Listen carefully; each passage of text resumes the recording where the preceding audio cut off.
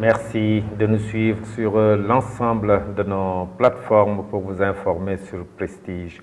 Au sommaire de cette édition, présidentielle de 2024, encore des candidats recalés au second tour de contrôle. Le candidat de Gëm Sa Bopp pointe du doigt le président Macky Sall. Acte de bienfaisance, Suzanne Youcha distribue des denrées alimentaires au profit des couches vulnérables. Elle était dans la localité de Ndoufak et la rubrique En route vers la CAN, aujourd'hui la poule E. La page de l'actualité nationale avant celle de l'actualité internationale et la page des sports viendra boucler ce journal dans un court instant. Le développement.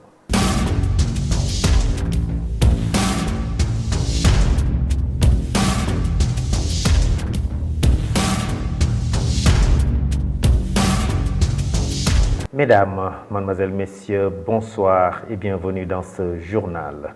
Bougane Gueye Dany, leader de la coalition Gëm Sa Bopp, a vu sa candidature à la présidentielle du 25 février prochain être invalidée après un second examen de ses parrainages par le Conseil constitutionnel. Il n'a pas pu valider le nombre minimum de parrains requis. Il n'a validé que 28 472 parrains. En réaction à cette décision, Bougane Gueye Dany a fait une déclaration visant directement le président actuel Macky Sall. Plus Macky Sall me fait subir l'injustice, plus cela est un carburant qui me motive. Je suis debout plus que jamais pour me battre à vos côtés, a-t-il déclaré, avant de poursuivre en rappelant son objectif. Ensemble, on va dégager ce système et les hommes qui dirigent ce système, dira-t-il. En prélude du gamou de Chérif Nahma Aïdara prévu du 2 au 4 février, un conseil régional de développement s'est tenu à la gouvernance de Thiès en présence du comité d'organisation et de tous les chefs de service régional pour la réussite de cet événement. Revenant à la réunion, l'adjointe au gouverneur a d'abord rassuré la délégation du Khalife à tous les niveaux. Mettant en avant l'aspect sécuritaire, elle annonce des mesures de soutien pour assurer la sécurité des fidèles. À l'issue de cette rencontre, Cheikh Amangom, le représentant de Chérif Nahma Aïdara, a exprimé sa satisfaction concernant les mesures prises par les autorités pour un bon déroulement du gamou. Je vous propose de l'écouter à la sortie de ce CRD. L'impression que j'ai eue, c'est juste de la manière très pragmatique, et dans une manière conviviale de rapport dont le gouverneur a conduit ce CRD. C'est l'impression que j'ai du CRD. Et elle a été très ferme. Madame le gouverneur a été très ferme par rapport à ses chefs de service sur instruction qu'il a donné d'avoir une meilleure prise en charge des doléances du Khalife général des Khadres. Je suis bien satisfait. On demande que, comme l'a dit Madame le gouverneur, nous allons aujourd'hui dans le sens de l'amélioration par rapport aux instructions qui ont été données l'année dernière et des retombées que nous avions par rapport à l'organisation du gamou. Nous demandons, comme l'a exhorté Madame le gouverneur, que de l'amélioration. L'électricité, comme l'a exhorté Madame le gouverneur, au point de vue corrigé, la sécurité, l'hygiène, surtout parce que de nos heures, voyez les pandémies qui ont eu lieu ces dernières années. Sonatel, je demande un renforcement du réseau, un appui au niveau de la communication et renforcement du réseau pour améliorer la collectivité des pèlerins et du comité d'organisation. On n'y peut rien.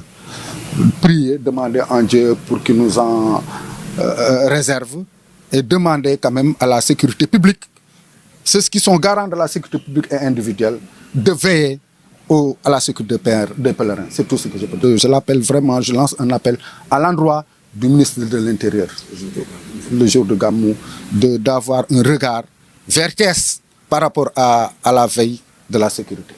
Je vous le disais tout de suite dans le sommaire, dans le cadre de ces activités au profit des couches vulnérables, Suzanne Youcha native du village de Ndoufak dans la commune de Fandène, a procédé ce week-end à la distribution de denrées alimentaires pour les habitants de cette localité.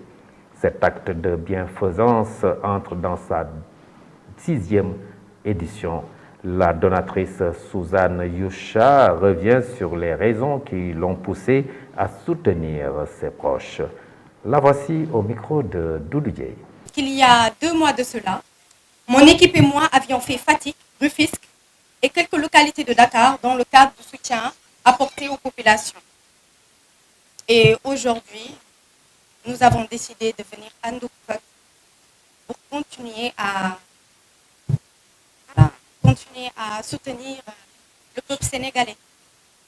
Et nous ne ménagerons aucun effort dans ce sens.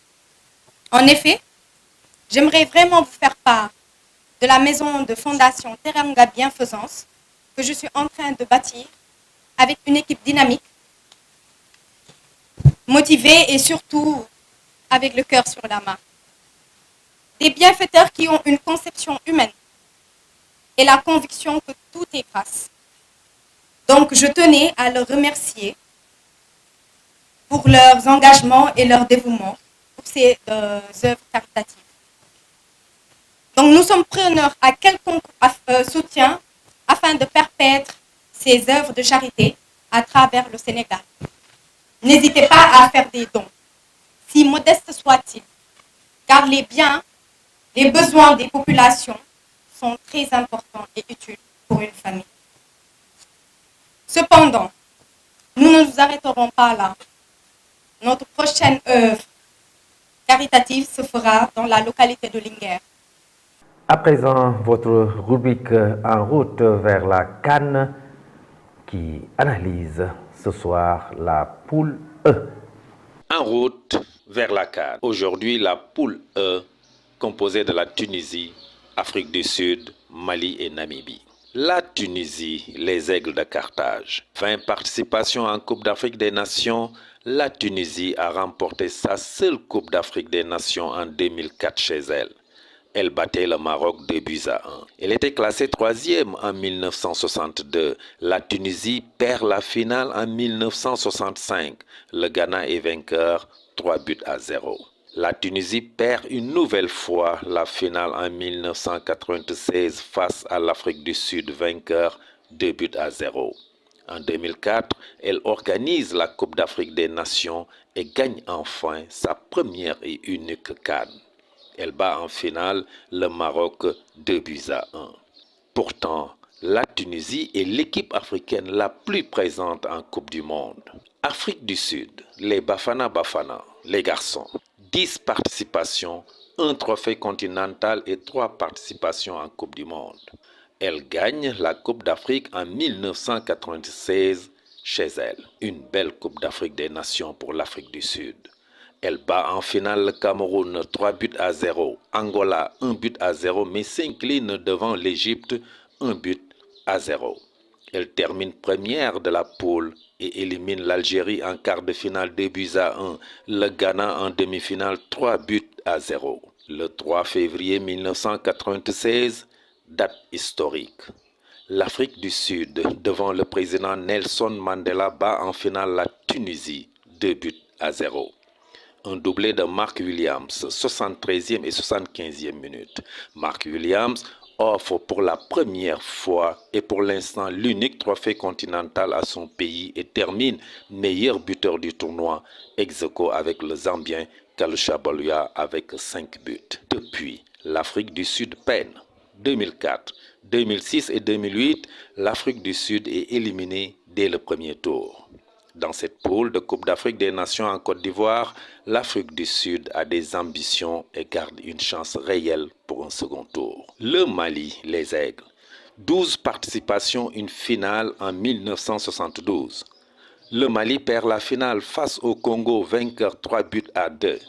Le Mali est finaliste du championnat d'Afrique des Nations 2016 et 2020, mais aussi quart de finaliste des Jeux olympiques de 2004. Après une absence de 22 ans, le Mali se qualifie à une Coupe d'Afrique en 1994. Il termine à la 4e place. Le Mali organise la Coupe d'Afrique en 2002. Il est éliminé en demi-finale par le Cameroun sur un score sévère de 3-0 et termine à la 4e place. Pour le match de classement, le Nigeria bat le Mali 1-0. 2004, le Mali se qualifie en terminant premier de son groupe, mais est éliminé à la Coupe d'Afrique des Nations à nouveau en demi-finale. Le Maroc le bat sévèrement sur le score de 4-0. Il est encore battu par le Nigeria en match de classement 2-1 et termine à la 4e place. En 2007, le Mali revient, mais éliminé dès le premier tour dans un groupe composé du Bénin, du Nigeria et de la Côte d'Ivoire. En 2021, le Mali est éliminé en 8e de finale par la Guinée équatoriale. Le Mali est un prétendant sérieux dans ce groupe pour une qualification au second tour. Namibie, les braves guerriers, les courageux guerriers si vous voulez, 3 participations, 1998, 2008 et 2019. La Namibie est toujours à l'école et continue son apprentissage. Son objectif reste une qualification historique au second tour. La Namibie tombe dans une poule difficile pour elle, mais nous sommes dans le domaine du football. Si la Namibie se qualifie au second tour, la surprise sera grande. Première journée pour cette poule, le mardi 16 janvier 2024 à 17 h, la Tunisie joue la Namibie et à 20 h, Mali fera face à Afrique du Sud au stade Amadou Gon Coulibaly d'une capacité de 20 000 places à Korongo.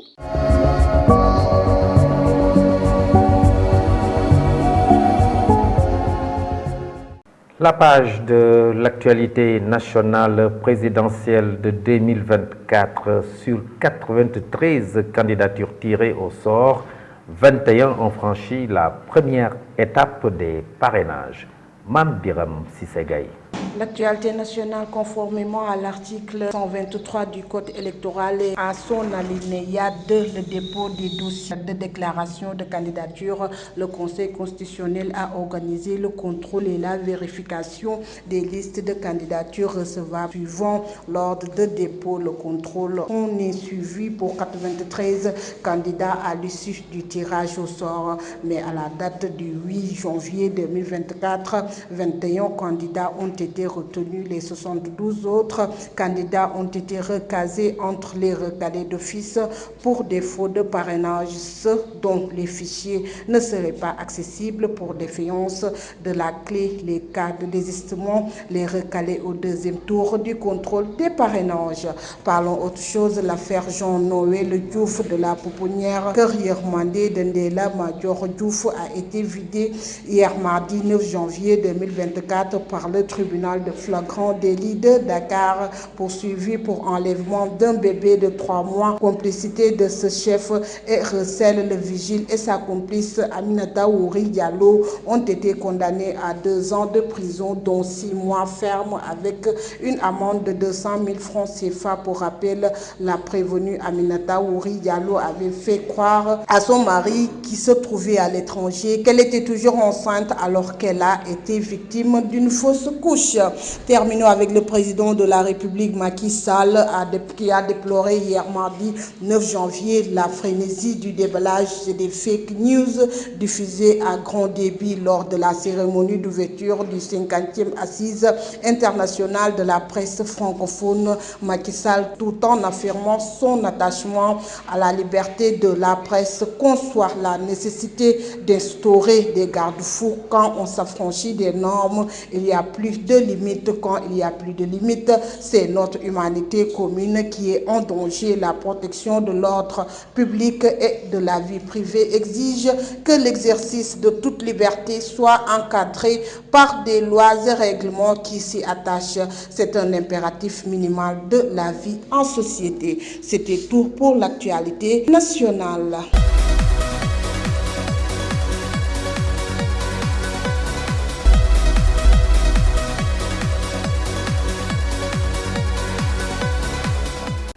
Et sur l'international en RD Congo, la victoire de Félix Tshisekedi confirmée par la Cour constitutionnelle. Ramatoulaye Cissé.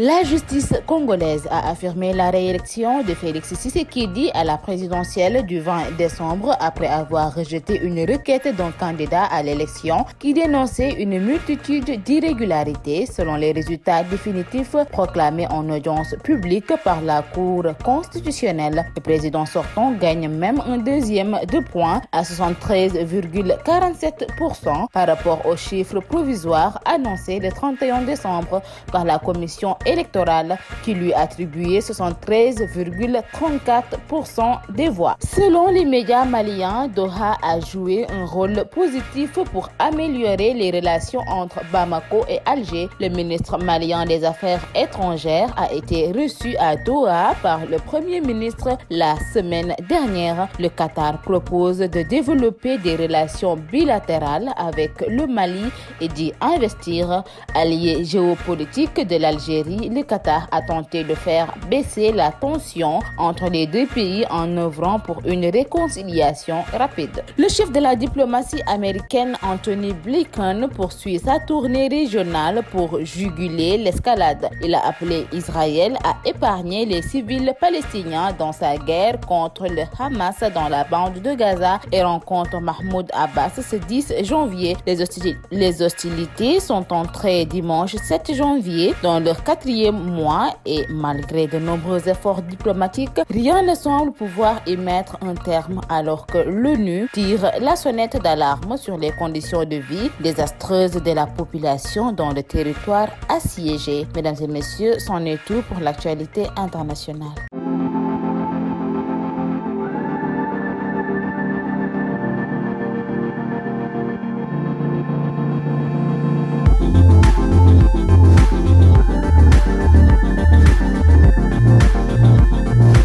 Et dans la page de l'actualité sportive, c'est parti pour la Coupe d'Afrique des Nations, les champions d'Afrique en terre ivoirienne. Adi Aramsek. Actualité sportive Cannes 2023, les champions d'Afrique en terre ivoirienne. C'est parti, la Coupe d'Afrique des Nations commence dès maintenant pour l'équipe du Sénégal.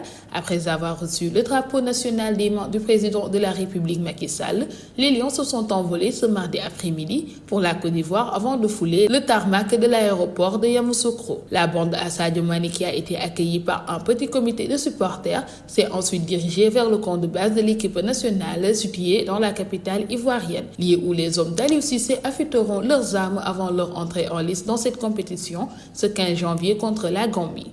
Pour rappel, le Sénégal est logé dans la poule C en compagnie de la Gambie, du Cameroun et de la Guinée. Parlons à présent de lutte avec frappe Modulo Recré. Après avoir livré 2 combats en l'espace de 2 mois contre Ama Baldé et Boy Niang, le roi des arènes Modulo a confié vouloir prendre une pause avant de redescendre dans l'arène. Je cite: « Je sors de 2 grands événements qui ont nécessité beaucoup de sacrifices. Pour le moment, je vais donc mettre de côté la lutte pour prendre une pause. Je veux me concentrer sur autre chose, donc je ne pense pas à mon prochain adversaire ou à qui que ce soit. Regrette, non, je ne veux pas me prononcer là-dessus, qu'il affronte Franc, qui est encore invaincu dans l'arène. » Terminons cette note sportive en Ligue 1. Jaraaf bat Jamono Fatick et récupère le fauteuil de leader. En match de clôture de la 11e journée de Ligue 1, Jaraaf a réalisé une très bonne opération sur la pelouse du stade de Massensek de Fatick. Jusqu'ici, unique équipe invaincue en Ligue 1, le Jaraaf a conservé son invincibilité, mais mieux, a remporté les 3 points de la victoire.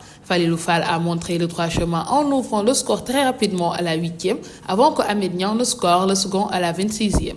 Ces 2 buts seront suffisants pour permettre aux hommes de Malik Daf de remporter un 4e succès cette saison et de doubler Teungueth FC à la tête du championnat. De son côté, Jamono Fatick, qui a concédé à son 6e revers, reste bon dernier de la Ligue. C'en est tout pour cette note sportive. Merci beaucoup Adi Aramsek pour cette page sportive qui boucle ce journal. Merci de l'avoir suivi.